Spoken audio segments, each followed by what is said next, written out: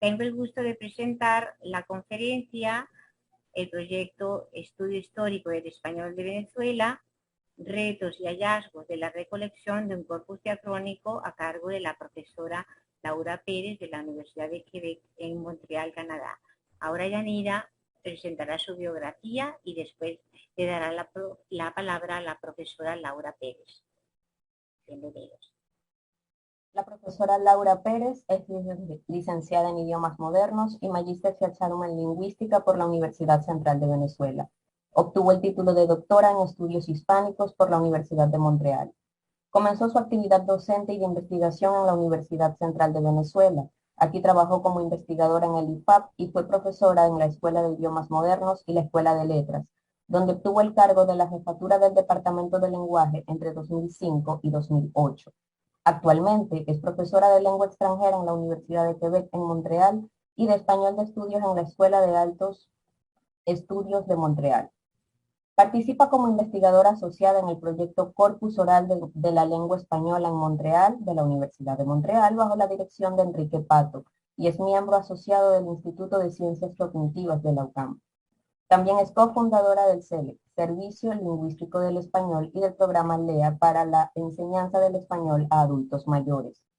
Colaboró con la profesora de Stefano y Tejera en el proyecto Estudio Histórico del Español de Venezuela, de cuyos desafíos y aciertos nos hablará hoy. También escribió 2 artículos con la profesora de Stefano a partir del Corpus Histórico del Español de Venezuela, recolección de corpus y rasgos lingüísticos más resaltantes de los documentos, publicado en lengua americana. Entre sus publicaciones se encuentran diversos artículos en revistas académicas como Boletín de Lingüística y Lengua y Habla, reseñas de libros y capítulos de libros, entre los que figura The Language of Caribbean Hispanic Youth en Montreal, En Contacto Lingüístico, Movilidad, Fronteras y Urbanización, publicación de los estudiosos de Cambridge. Sus líneas de investigación se orientan sobre todo hacia el tema de sociolingüística, variación y actitudes lingüísticas, traducción, enseñanza de español como lengua extranjera y enseñanza a adultos mayores. Es un gusto darle la palabra a la profesora Laura Pérez. Bueno, muchas gracias, qué presentación tan bonita. Muchísimas gracias a todos por estar aquí, por haberme invitado. Además, que para mí es un honor compartir este espacio con un lugar tan especial. Voy a compartir la pantalla, ¿sí? Para comenzar. Bien. ¿Se ve bien? ¿Me escuchan bien? ¿Sí? Ok. Bueno, entonces yo antes de comenzar quisiera expresar mi agradecimiento a Consuelo González y a todo el comité organizador de este evento. Para mí, creo que este evento es un evento realmente muy importante. Se celebran 75 años no solo de una institución, sino de un largo recorrido en el estudio de una lengua y de una variedad dialectal. Para mí el IFAP tiene un significado muy especial y creo que esto es parte de la misma tradición del instituto. El instituto lleva a cabo proyectos, recoge corpus, hace trabajo lingüístico, pero además ha tenido entre su tarea formar gente y no solamente formarlos en el hacer, sino en el gusto por el hacer. Y creo que eso es parte de lo que yo me he llevado del Instituto de Filología. Me honra, para mí es un honor realmente abrir esta sesión en la que vamos a hablar de los corpus escritos, ¿verdad? Que creo que de alguna manera han ayudado a reconstruir la historia del español y a dejar huella del recorrido hecho hasta este momento, hasta nuestros tiempos. Hablaré especialmente del proyecto Estudio Histórico del Español de Venezuela, que estuvo a cargo de la profesora María Josefina Tejera y coordinado también por la profesora Luciana de Stefano.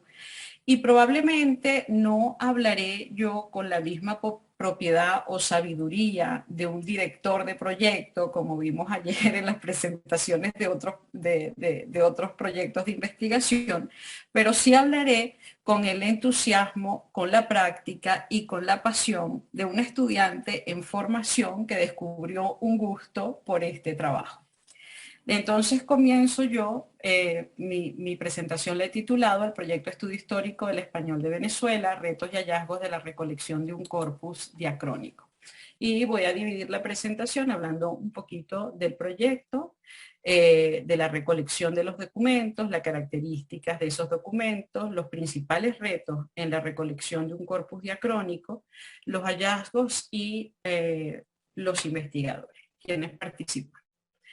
Ya digamos que desde finales de los años 60, ¿sí?, se comienza a plantear en América la necesidad de la creación de un corpus diacrónico, y este proyecto de la creación de un corpus diacrónico comienza a discutirse desde el Programa Interamericano de Lingüística. No digamos, existían documentos históricos, sin duda, que habían sido transcritos. El problema de estas transcripciones, y era lo que se planteaba la lingüística, es que eran transcripciones que habían sido hechas con otra finalidad, una finalidad histórica, una finalidad política, en algunos casos, ¿sí? Por lo tanto, esos documentos históricos habían sido recreados y de alguna manera se borraba la huella del recorrido de la lengua. Por eso se plantea esta necesidad histórica. En el año 1987, durante el Congreso del Alfal en Bogotá, se concreta la idea del proyecto de crear este corpus diacrónico. Y ya para el año 1993 aparece la primera publicación, que es el producto de una investigación coordinada que contó con importantes lingüistas de España y América. Hasta aquí, digamos, son los antecedentes de este proyecto que luego mira a Venezuela. Sí, como les decía, y como está reportado en los distintos artículos que se han publicado sobre el proyecto Estudio Histórico del Español de Venezuela, este proyecto, digamos que tiene como dos etapas. La primera etapa entra dentro del proyecto del Alfal, ¿sí? Entiendo por un artículo de Irania Malaver que en el año 1996 Venezuela entra al proyecto del Alfal, y por eso los documentos de Venezuela aparecen ya publicados para el volumen 2, que es la publicación del año 2000. Pero el proyecto tiene otra parte que es independiente, que es un proyecto que está adscrito al CDCH, y es allí este proyecto que es del CDCH y del IFAP, del Instituto de Filología Andrés Bello, donde se recopila este conjunto de documentos que se ha titulado el Estudio Histórico del Español de Venezuela, ¿vale? Y de eso es de lo que yo voy a hablar. ¿Dónde se recogieron estos documentos? ¿Sí? Fundamentalmente en el Archivo General de Indias de Sevilla, el Archivo Histórico Nacional de Madrid y dentro de Venezuela en el Archivo General de la Nación, el Archivo de la Academia Nacional de la Historia 1 y 2 y el Archivo Arquidiocesano de Caracas. Voy a ser un poco anecdótica, pero en este momento me parece interesante si se me viene una imagen a la cabeza, y es que cuando era la profesora Tejera la encargada normalmente de traer los documentos desde España, era la que iba a España, hacía la selección de los documentos, y cuando regresaba de sus viajes sabíamos que poco tiempo después llegaban, así como Consuelo la recordaba, con un carrito, bueno, nosotros recordábamos, la profesora Tejera, con cajas de documentos. Es decir, en ese momento empezaba otra tanda de trabajo para seleccionar de aquellos documentos que ella había traído cuáles eran apropiados pues para el proyecto, ¿no? Entonces se hacía de dos maneras, como digo. En el caso de los documentos del Archivo General de Indias, ella los escogía y llegaban luego las copias de esos documentos al instituto. En el caso del Archivo General de la Nación, de la Academia Nacional de la Historia, el Archivo Arquidiocesano de Caracas, generalmente había que ir directamente al archivo a hacer el trabajo. Entonces, el trabajo en archivo era un trabajo un poco difícil, eran documentos muy deteriorados, ¿sí? Así que era un trabajo que había que hacer con guantes, con tapabocas, ¿sí? Y con un cuidado extremo para no destruir aquellos documentos de los que a veces quedaba muy poco. En el momento en que nosotros hicimos ese trabajo, esos documentos no estaban digitalizados. Es decir, en el momento en que yo participé, esos documentos no estaban digitalizados. Eran documentos que estaban archivados y nosotros teníamos contacto con el documento original, ¿sí? Para poder entrar a la transcripción de esos documentos, todos los que hicimos el trabajo de transcripción estudiamos paleografía, es decir, que los que entrábamos al instituto teníamos que ir al Archivo General de la Nación para estudiar paleografía y poder comenzar a hacer las transcripciones de los documentos. Bueno, este proyecto cuenta con un total de 135 documentos, 39 para el siglo XVI, 36 para el siglo XVII y 60 para el siglo XVIII. Y entiendo que están disponibles, así lo he visto, en la plataforma Saber UCB. ¿Sí? Es la plataforma a través de la cual yo he tenido acceso. Bueno, ¿cómo se decidía, o sea, qué cosas había que tomar en cuenta, ¿sí? Para trabajar estos documentos? Teníamos que tomar en cuenta las fechas, es decir, que teníamos documentos de los siglos XVI, XVII y XVIII. Otra cosa importante era el tipo de documento.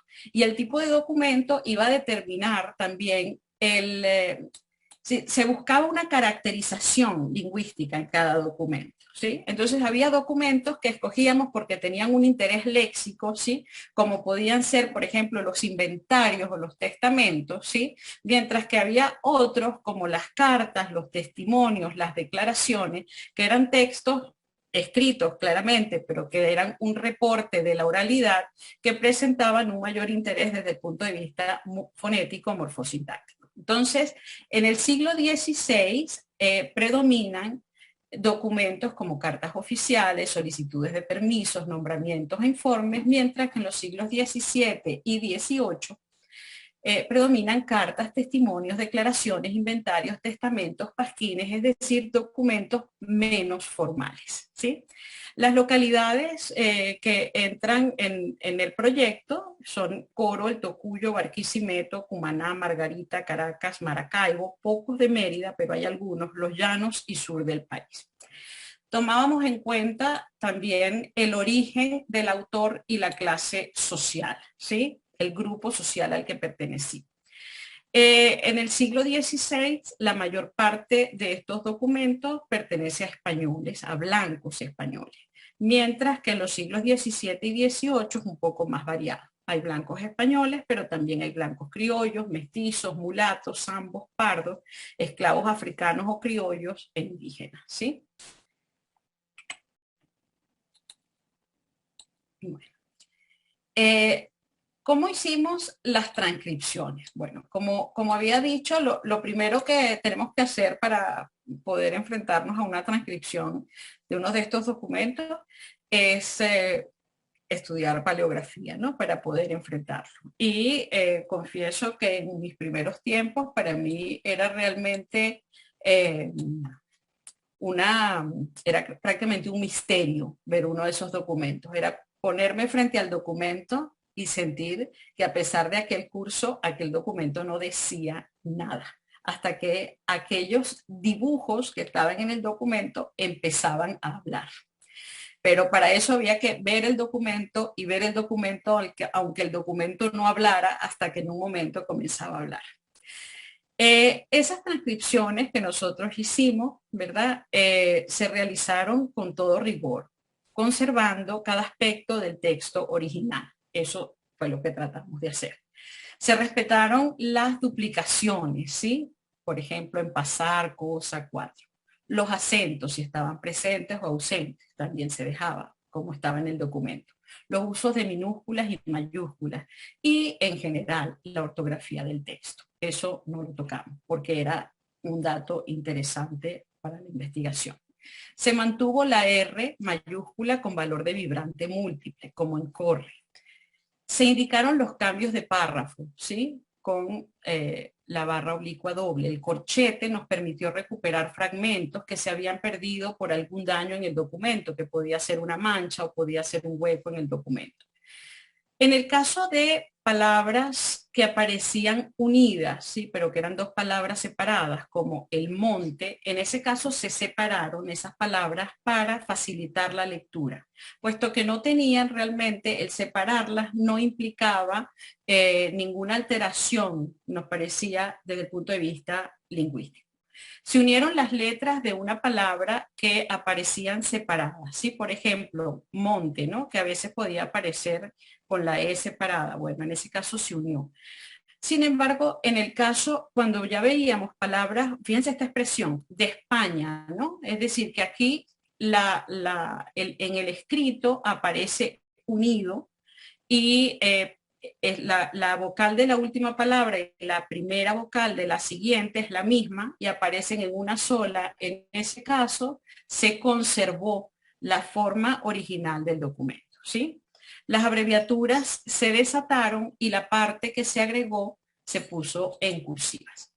Ven aquí un modelo de lo que podría ser el resultado de una transcripción.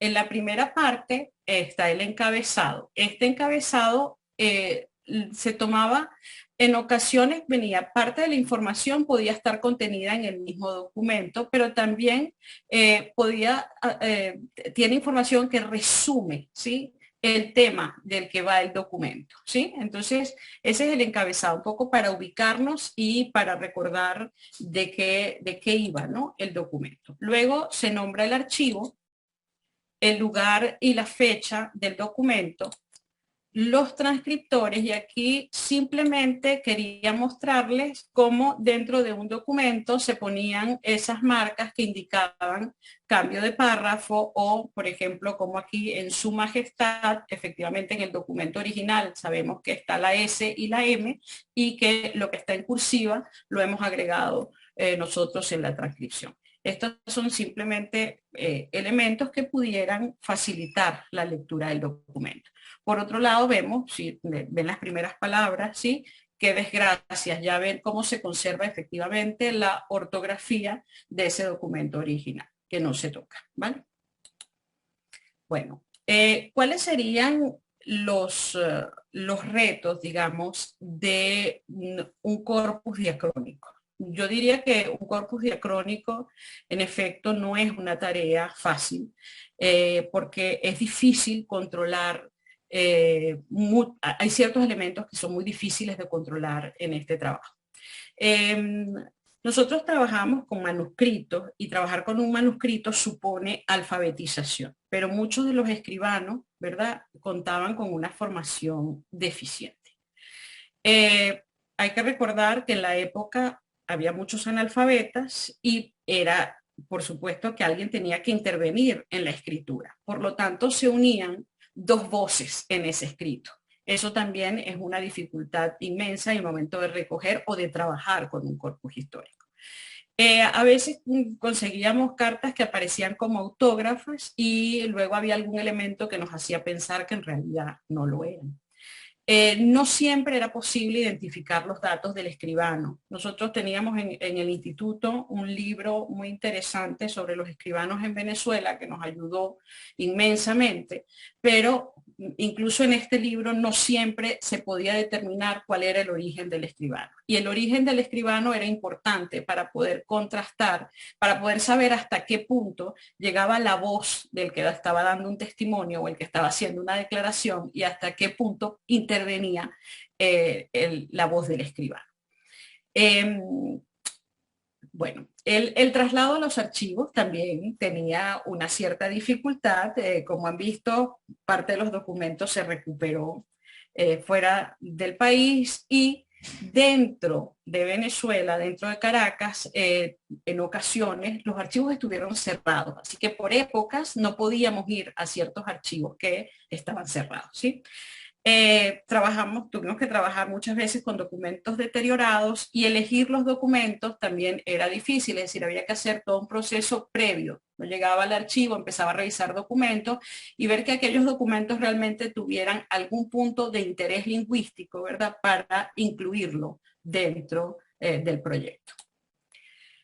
A partir de esta transcripción y este trabajo riguroso, ¿verdad?, que buscaba mantener intactos los datos lingüísticos de los documentos originales, este corpus permitió reconstruir una caracterización del español de Venezuela de los siglos XVI a XVIII en los distintos niveles de análisis lingüístico y tender los puentes necesarios para identificar los principales rasgos dialectales del español peninsular que ayudan a comprender la configuración del español de Venezuela. Varios trabajos se han desprendido de este corpus, ¿sí? Yo pongo algunos acá. Está el estudio histórico del español de Venezuela, en el que yo he trabajado con Luciana y toca los distintos niveles de análisis lingüístico. Hay otros sobre diminutivo en español, trabajos sobre léxico, formas de tratamiento, y análisis del pronombre de retoma. Entonces vemos que hay una variedad de trabajos que se han desprendido de este corpus. Las cosas que hemos visto, las características principales, son recogidas aquí de los artículos que ya he citado, ¿no? ¿Qué cosas fundamentalmente hemos visto en este corpus? Bueno, rasgos caracterizadores del español de Venezuela, como la neutralización RL, ¿sí? Narga, peltrecho, argollas, marcas de yeísmo o igualación de los fonemas, ¿sí? Y entonces vemos aquí a yo o yo, ¿sí? El ceseo, ¿sí? Necesarias, como ven he marcado, ¿sí? Justicia, donde está la presencia de la S. Arcaísmos fonéticos, esas voces en desuso que todavía en el español de Venezuela estaban. Aspiración o glotalización de la H como hacha o huyendo. Arcaísmos vocálicos como escribir o legítimo, ¿sí? Vulgarismos fonéticos como el desarrollo de la oclusiva velar sonora ante el diptongo hue, como hueco o huerta, ¿sí? Pérdida de la oclusiva velar sonora en posición intervocálica, como launa por laguna o agujero por agujero, ¿sí?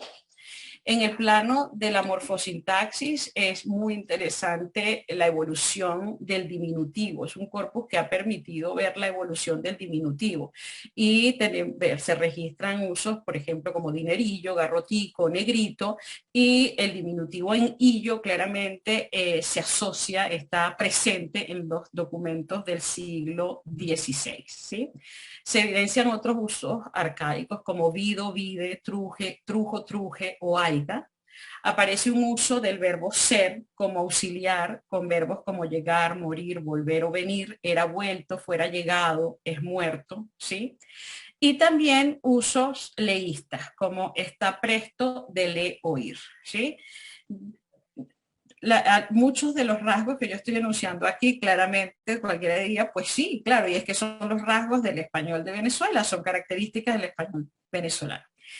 En el plano léxico hay americanismos, se registran americanismos como quebrada, trastes, candela, coger en el sentido sexual, arcaísmos como estar bravo, o voces de origen indígena como catire, butaque o chícora, ¿sí?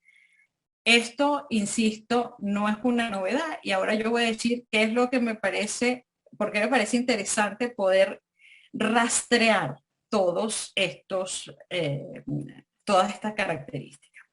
Bueno, en el plano pragmático hemos visto vuestra merced, ¿sí? Una forma de tratamiento que se da sobre todo en los siglos XVI y XVII, que es un tratamiento formal y reverencial que se da entre iguales superiores de manera horizontal o de un inferior a un superior. Vos tiene muy pocos registros, ¿sí? Y se da es informal entre inferiores. Usted aparece ya hacia el siglo XVIII entre conocidos y amigos con cierta jerarquía y también se da en un trato horizontal. Y tú hacia el siglo XVII es cuando empieza a aparecer entre personas de parentesco cercano de una manera horizontal o de un superior a un inferior, ¿sí? Entonces, estos rasgos de los que yo he hablado hasta ahora, claramente cualquiera de ustedes diría, eso es lo que marca el español venezolano. Lo interesante aquí es que estos datos pueden datarse, es decir, que vemos fechas, podemos hacerle el rastreo desde qué momento están presentes en el territorio y cómo se han ido asentando. Y quizás eso, por ejemplo, en el plano léxico y en cuanto al fichero de venezolanismo, ha sido un gran aporte, ¿no? Poder ver una documentación una fecha de documentación que es previa a la que estaba reportada en ese momento. ¿Sí? Bien, los investigadores de este proyecto ya creo que los ha nombrado también Consuelo, María Josefina Tejera, a quien hemos dedicado esta sesión de hoy, directora del IFAT, individuo de número de la Academia Venezolana de la Lengua, coordinadora del DIVE, Luciana Estefano, directora de la Escuela de Letras, especialista en literatura medieval, miembro del Comité Académico de la Maestría en Lingüística de la Universidad Central de Venezuela. Para mí, si puede que administrativamente hayan tenido cargos distintos, pero creo que las dos han sido el motor y el corazón de este proyecto. ¿Sí? Entre los transcriptores estaban los que hicimos transcripción y digitalización, Marisela González, Rudy Reyes y Laura Pérez, y en la recopilación de documentos, Valentina Mujica, Janet Sánchez y Laura Pérez. Bueno, yo con esto cierro y me despido deseándole al IFAP una larga vida. Muchas gracias.